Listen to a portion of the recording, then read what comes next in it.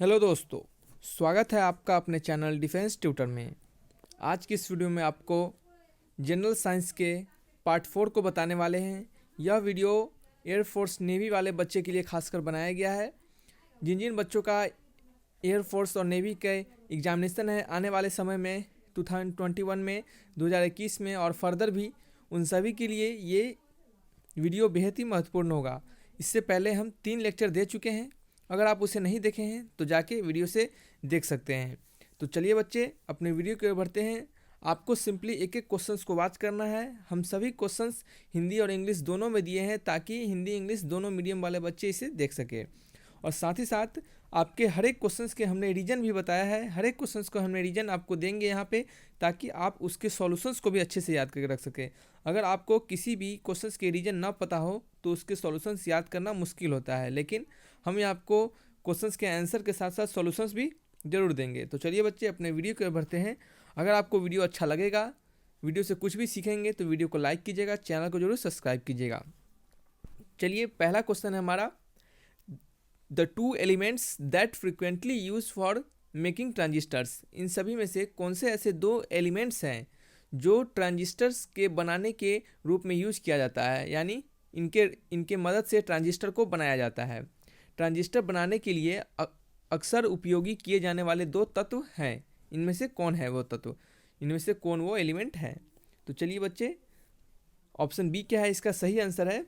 देखिए, silicon silicon and germanium. Silicon and germanium जो होते हैं, ये बेसिकली क्या होते हैं, ये एक सेमीकंडक्टर मटेरियल होते हैं। क्या होते हैं? सेमीकंडक्टर। क्या होते हैं? सेमीकंडक्टर। और ये सेमीकंडक्टर होने के कारण इनका कंडक्टर और इंसुलेटर दोनों का प्रॉपर्टीज इसमें क्या होता है, प्रेजेंट होता है। और इस दोनों प्रॉपर्टीज के प्रेजेंट होने के कारण इसे ट्रांजिस्टर के रूप में यूज किया जाता है। इसको ट्रांजिस्टर बनाया जाता है इससे, और साथ ही साथ डायोड भी इसे बनाते हैं हम। ट्रांजिस्टर, डायोड, इन सभी चीज़ इसे बनाते हैं।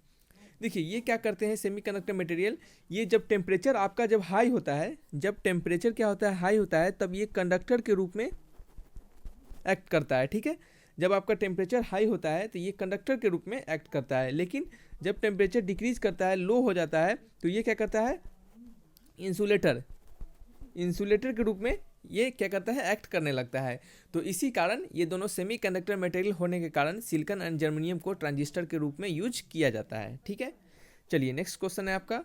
ये सॉल्यूशन है, आप इसके स्क्रीनशॉट भी ले सकते हैं, या फिर आपको हमने जो रीजन दिए हैं आप उससे भी आप अपने कॉपी में नोट कर सकते हैं। साथ ही साथ आपको जब भी प्रॉब्लम हो तो बार बार वीडियो खोल के देखिए। ये वीडियो अपलोडेड होते हैं, तो आपको क्या होगा, प्रॉब्लम नहीं होगा याद करने में, समझने में। नेक्स्ट क्वेश्चन है आपका, the filaments of electric bulb is made of. बहुत सारे क्वेश्चंस इनमें से आपके वेरियस एग्जामिनेशन में पूछे भी गए हुए हैं, और बहुत बार ये सब रिपीट क्वेश्चन होते हैं। तो इसके कारण आपको क्या करना है, ध्यानपूर्वक सुनते चलना है और समझते चलना है। The filament of electric bulb is made of. जो इलेक्ट्रिक बल्ब होते हैं उनके फिलामेंट किससे बने होते हैं? ये बहुत ही सिंपल क्वेश्चन है। ये बने होते हैं बच्चे, ये बने होते हैं किससे? टंगस्टन से। किससे होते हैं? टंगस्टन से। या फिर किससे होते हैं? ग्रेफाइट से, या फिर नाइक्रोम से, या फिर आयरन से। आपको बताना है कि ये जो इलेक्ट्रिक बल्ब होते हैं वो किससे बने होते हैं। तो ये जो आपके इलेक्ट्रिक बल्ब है ये टंगस्टन से बने होते हैं। किससे? टंगस्टन से।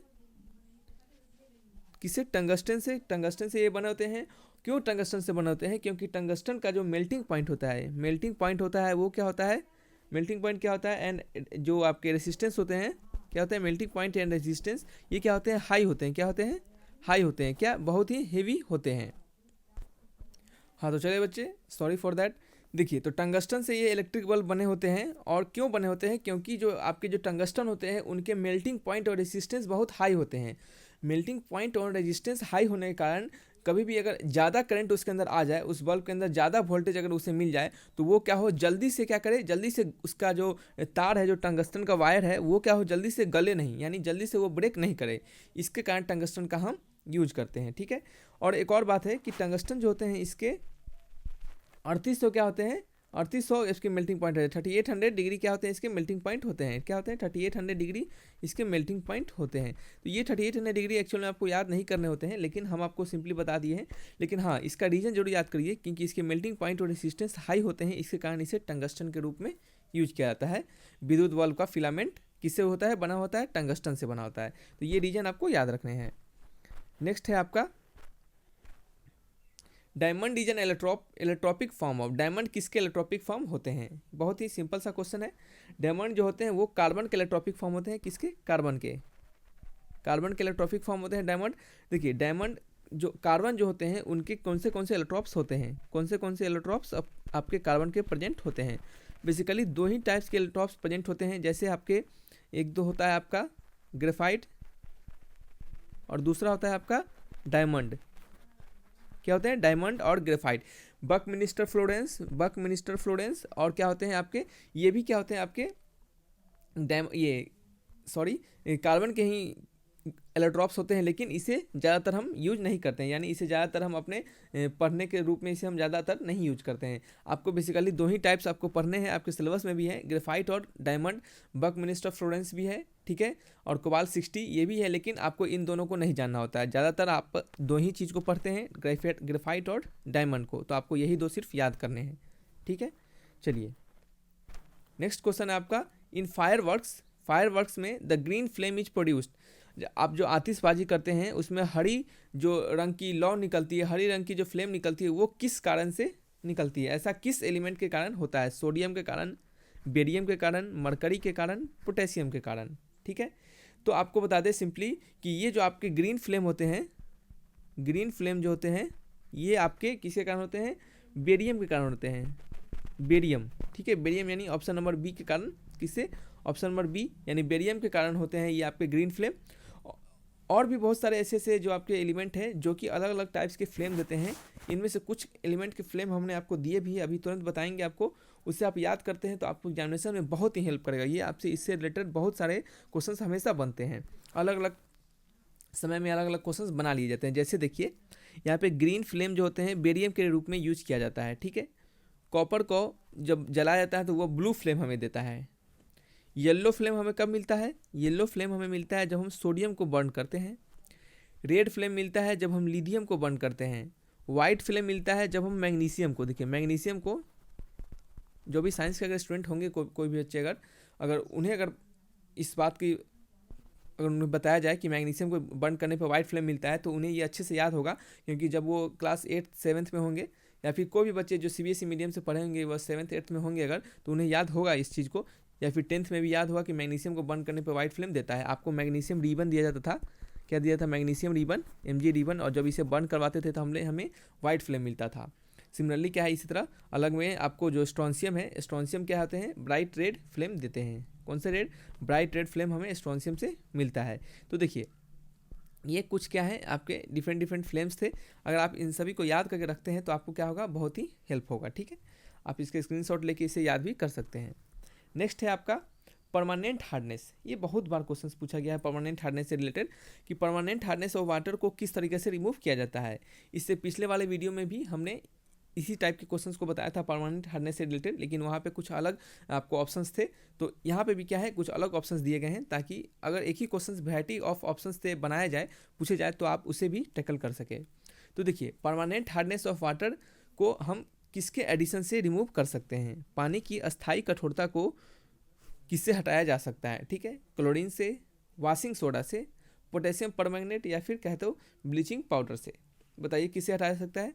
देखिए इसका आंसर है वॉशिंग सोडा से। आप वॉशिंग सोडा की मदद से अगर आप किसी परमानेंट हार्डनेस वाले वाटर में वॉशिंग सोडा ऐड करते हैं तो वो क्या होता है, आपका परमानेंट हार्डनेस को रिमूव कर देता है। परमानेंट हार्डनेस जो होता है वो किससे होता है? देखिए ये आप याद करके रखिए, परमानेंट हार्डनेस जो होता है वो होते हैं chlorides of calcium and magnesium. यानी मैग्नीशियम और कैल्शियम के अगर क्लोराइड्स प्रेजेंट हो किसी वाटर में तो उसके अंदर परमानेंट हार्डनेस जरूर होगा, ठीक है। और इसे रिमूव किया जाता है, क्या किया जाता है? रिमूव किया जाता है किससे? हम यहाँ पे लिख देते हैं आपके लिए कि इसे रिमूव करते हैं हम सोडियम कार्बोनेट से। सोडियम कार्बोनेट किससे? सोडियम कार्बोनेट से। और सोडियम कार्बोनेट का ही दूसरा नाम होता है वॉशिंग सोडा, ठीक है, वॉशिंग सोडा, ठीक है, Na2CO3 सोडियम कार्बोनेट का फॉर्मूला होता है। क्या होता है? Na2CO3 washing soda. यानी अब आप जैसे ही आप सोडियम कार्बोनेट ऐड करते हैं उस वाटर में, किस वाटर में? जिसमें chlorides of calcium magnesium present हो, यानी परमानेंट वाटर हो, परमानेंट हार्डनेस वाले वाटर हो, उसमें जैसे ही आप सोडियम कार्बोनेट ऐड करते हैं, वॉशिंग सोडा ऐड करते हैं, तो क्या करते हैं, उसका परमानेंट हार्डनेस क्या होता है, वो रिमूव हो जाता है। और सोडियम कार्बोनेट और वाशिंग सोडा का फॉर्मूला क्या होता है, Na2CO3। क्या होता है, Na2CO3 होता है। ठीक है, आप इसे आयन एक्सचेंज मेथड से भी आप परमानेंट हार्डनेस को रिमूव कर सकते हैं। एक और पॉइंट लिख लीजिए, ये फर्स्ट तरीका। दूसरा तरीका है आयन एक्सचेंज मेथड। ठीक है, आप आयन एक्सचेंज मेथड अगर अप्लाई करते हैं तब भी आप क्या करते हैं, परमानेंट हार्डनेस को रिमूव कर पाते हैं। तो ये कुछ क्वेश्चन से इंपॉर्टेंट क्वेश्चंस, अगर आप वीडियो को कंप्लीट अभी तक वॉच किए हैं, कुछ भी नॉलेज गेन हुआ है, कुछ भी आपको सीखने के लिए मिला है, हमसे जितना हो सका है हम आपको बेस्ट से बेस्ट दिए हैं कंटेंट और बेस्ट से बेस्ट समझाने की कोशिश किए हैं। अगर आपको अच्छा लगा होगा तो वीडियो को लाइक कीजिएगा, चैनल को जरूर सब्सक्राइब कीजिएगा। तब तक के लिए फिर मिलेंगे अच्छी वीडियो के साथ। Thanks for watching my video. तब तक के लिए बाय बाय।